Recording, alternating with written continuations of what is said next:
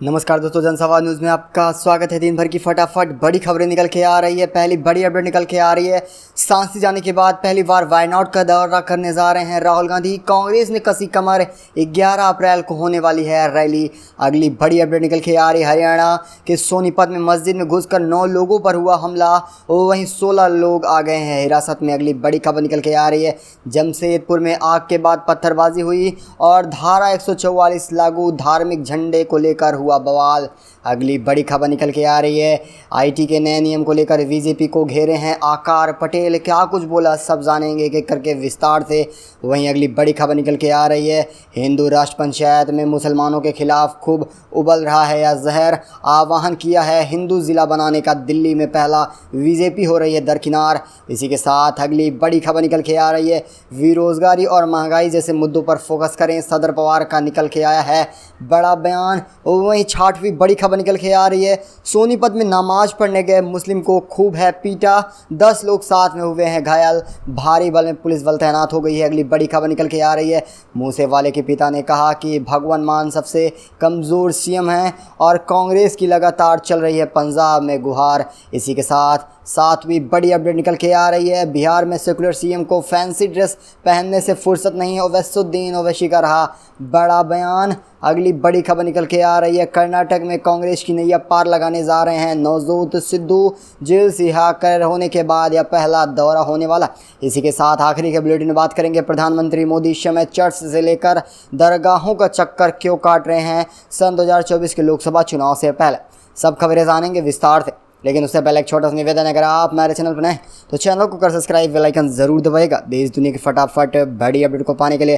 तो पहले बड़ी खबर निकल के आ रही है। कांग्रेस ने कस ली है कमर। सांसदी जाने के बाद राहुल गांधी वायनाड के पर पहले दौरे पर जाने वाले। 11 अप्रैल को रैली को संबोधित करने वाले। कांग्रेस पार्टी के पूर्व राष्ट्रीय अध्यक्ष राहुल गांधी की संसद सदस्यता खत्म होने के बाद पहली बार 11 अप्रैल को केरल के वायनाड जाएंगे। राहुल गांधी यहीं से सांसद हुए थे। राहुल गांधी अपने दौरे पर एक रोड शो भी करने वाले हैं। वह इसके बाद जनसभा को संबोधित करेंगे। सन 2019 के लोकसभा चुनाव में राहुल गांधी केरल के वायनाड सीट से जीतकर सांसद चुने गए थे। बता दें 23 मार्च को मानहानि केस में राहुल गांधी को 2 साल की कैद की सज़ा मिली थी, जिसके बाद 24 मार्च को उनकी संसद सदस्यता भी खत्म कर दी गई। वहीं चुनाव आयोग जल्द ही इस सीट का उपचुनाव कराने का भी आदेश दे दिया है। राहुल गांधी को मोदी सरनेम के विवाद में गुजरात की एक कोर्ट ने उन्हें दोषी करार देते हुए 2 साल की सजा सुनाई है और इसी के बाद उनकी लोकसभा सदस्यता भी चली गई थी। कांग्रेस को उम्मीद है कि ऊपरी अदालत में राहुल गांधी को राहत मिलेगी और ऐसे में अब पूरी तरह से बीजेपी की भी हालत खराब हो चुकी है, क्योंकि सत्य का जीत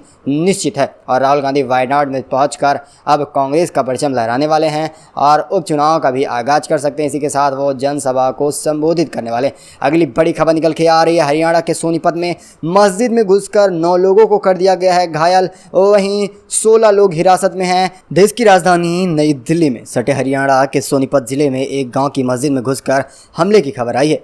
बता दें, न्यूज़ के मुताबिक रिपोर्ट में कहा गया है कि रविवार को संदल काला गांव के करीब 20 लोग मस्जिद में नमाज पढ़ रहे लोगों पर हमला किया है। रिपोर्ट में दावा किया गया है कि हमला करने वाले सभी आरोपी उसी गांव के निवासी हैं। न्यूज़ के अनुसार सांदला काला गांव के मुस्लिम समुदाय के लोगों को एक छोटी सी मस्जिद बनाई हुई थी, जिसमें रविवार को गांव के कुछ लोग जाकर नमाजियों को जमकर पीटा है। करीब इसमें 20 से 25 लोग शामिल थे जो नमाज पढ़ रहे थे। उनके ऊपर जमकर हमला किया गया। लाठी डंडे से भी हमला हुआ है और इसमें अब तक लगभग 9 लोग गंभीर रूप से घायल पाए गए। वह उन्हें धमकी दिया गया है कि अगली बार इस पर नमाज नहीं होनी चाहिए। सांदला गांव के 2 गुट के बीच यह झड़प पाई गई। हिंदू समुदाय के 16 लोग हिरासत में हो गए हैं और वहीं 19 लोगों के ऊपर FIR दर्ज हो चुका है। लगातार जिस तरह से मुस्लिमों के ऊपर अत्याचार ढाया जा रहा है, मस्जिद में नमाज पढ़ने की भी इजाज़त नहीं दी जा रही और पूरी तरह से तानाशाही की जा रही। इसी के साथ अगली बड़ी अपडेट निकल के आ रही है। जमशेदपुर में भी आग के बाद पत्थरबाजी शुरू हो गई। फिर वहीं धारा 144 लागू, धार्मिक झंडों को लेकर हुआ है बवाल। झारखंड के जमशेदपुर की शास्त्री नगर में धार्मिक झंडे के अपमान को लेकर 2 गुटों में शुरू हुआ विवाद अब इलाके में धारा 144 का रूप ले लिया है। पुलिस अधिकारियों ने बताया है यह ईंट पत्थरबाजी और आगजनी की घटना हुई है, जिसके बाद इलाके में CRPS की धारा 144 के तहत निषेधाज्ञा लागू कर दी गई है। इस दौरान हिंसक भिड़क और बहुत उतापात मचाया गया। दुकानों एवं एवं ऑटो रिक्शा को भी जला दिया गया है।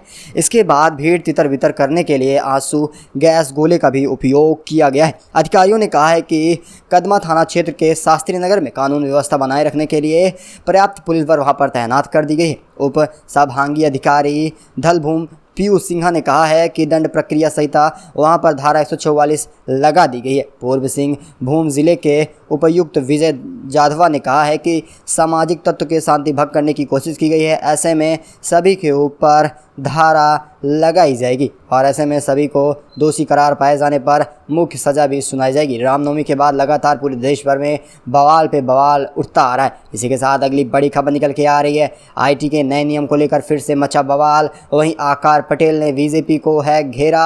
बड़ी खबर निकल के आ रही है। केंद्र सरकार ने नया नियम लागू कर दिया। इसके तहत सरकार ऐसे खबरों, सूचनाओं या सामग्रियों की पहचान करेगी जो सरकार से संबंधित है और या फेक न्यूज़ बताकर भ्रामक किया जाएगा और सही तौर पर देखा जाए तो उसे खुद हटा भी देगी सरकार। अगर सरकार के ऊपर किसी भी तरह की टिप्पणी या उसकी अवहेलना की जाती है तो ऐसे में पूरी तरह से उसके पास अधिकार हो जाएगा, वो खबरों को हटा दे और यूज़र को भी उस प्लेटफॉर्म से पूरी तरह से निष्कासित कर देगा। कोई खबर फेक नहीं होती है और न ही झूठ होती है, जबकि अदालत ने यह बड़ा फैसला दे दिया है कि मीडिया को पूरी तरह से स्वतंत्र रहकर सरकार की आलोचना करने का अधिकार है। लेकिन सरकार नया नियम लाकर पूरी तरह से अब मीडिया पर भी अपना अधिकार जमाना चाह रही है। ऐसे में यूट्यूब, व्हाट्सएप, ट्विटर पर लेकर वह पूरा अधिकार जमाएगी और सरकार के खिलाफ किसी भी तरह की आलोचना नहीं हो पाएगी और इससे पूरी तरह से स्वतंत्रता भी चली जाएगी। एक स्वतंत्र भारतीय डिजिटल संस्था इंटरनेट फाउंडेशन के इस नियम का प्रतिक्रिया में कहा गया है, सरकार किसी भी इकाई का या एजेंसी को ऑनलाइन सामग्री की प्रामाणिकता अधिकारित करने का निर्देश देती है और मानहानि व्यापक शक्तियों को सौंपन प्राकृतिक न्याय के सिद्धांतों के खिलाफ रहता है। वहीं इसी तरह से यह असंवैधानिक रूप से देखा जा रहा है। सरकार अब किसी भी तरह से अपने ऊपर किसी भी अननोन खबरों को पूरी तरह से डिलीट करने और यूज़र को भी उस प्लेटफॉर्म से निष्कासित करने का अधिकार हो जाएगा। अगली बड़ी खबर निकल के आ रही। हिंदू पंचायत ने मुसलमानों के खिलाफ फिर जहर उगलना शुरू कर दिया है। दिल्ली में बनने वाला है पहला हिंदू ज़िला। बीजेपी लगातार कर रही है आह्वान। राजधानी दिल्ली में रविवार को हुई एक हिंदू राष्ट्र पंचायत में साल सन 2020 में सांप्रदायिक दंगों की चपेट में आए उत्तर पूर्वी दिल्ली ज़िले को प्रदेश का पहला हिंदू राष्ट्र बनाने का आह्वान कर दिया गया।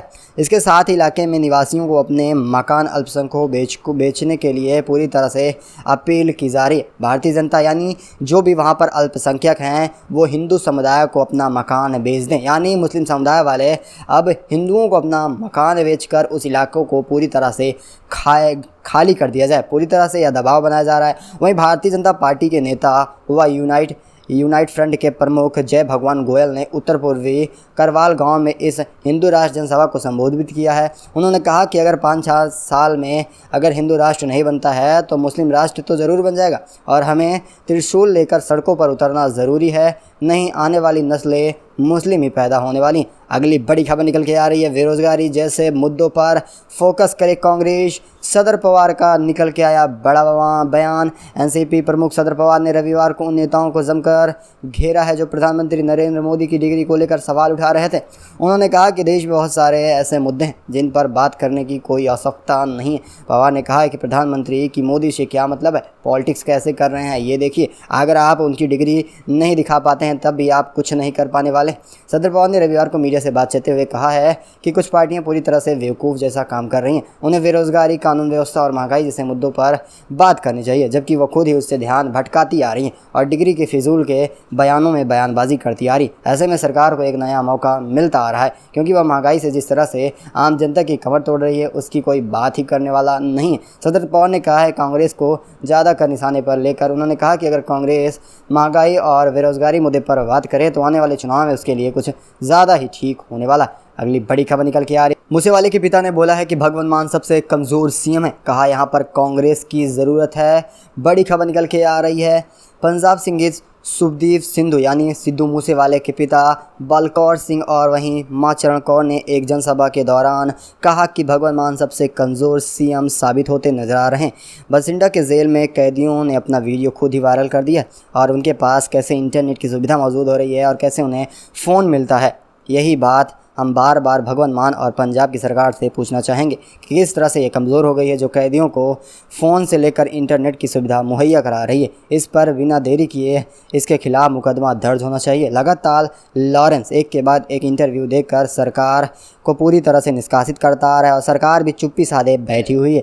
जहां कभी वो सलमान खान को चेतावनी देते आता है तो कभी वहीं हेमंत बिस्वा को भी धमकी मिलती रहती है। ऐसे में उन्होंने कहा कि सिद्धू मूसेवाले की तो हत्या करवा दी गई और साथ में अन्य लोग भी उसकी वजह से डरे सहमे हुए हैं। उन्होंने कहा कि लॉरेंस लगातार किस तरह से इंटरव्यू के ज़रिए सभी को मारने की धमकी देता है, इसमें सरकार का बहुत बड़ा हाथ है। उन्होंने कहा कि अगर भगवंत मान ऐसे रहते हैं तो अगली बार आम आदमी पार्टी की सरकार पंजाब में तो नहीं बनने वाली, क्योंकि भगवंत मान सिंह एक सबसे कमज़ोर सीएम के रूप में उभरते नजर आ रहे हैं।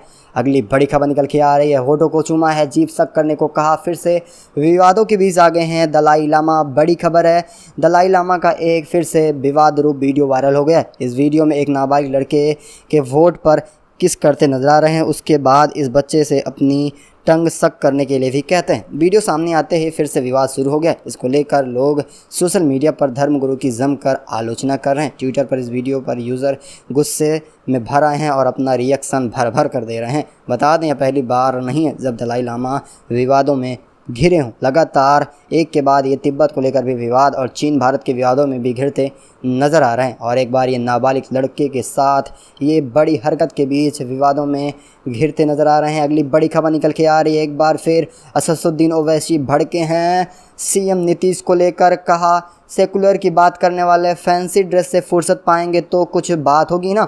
सासाराम और नालंदा में हुई हिंसा को लेकर असदुद्दीन ओवैसी का बड़ा बयान लगातार सामने आ रहा है। उन्होंने आरोप लगाया कि इसमें केवल मुसलमान और अन्य लड़कों को ही गिरफ्तार किया जा रहा है, जबकि हिंदुत्ववादी जमकर घूम रहे हैं। इसी के साथ उन्होंने बिहार के मुख्यमंत्री और उप मुख्यमंत्री पर भी निशाना साधा है।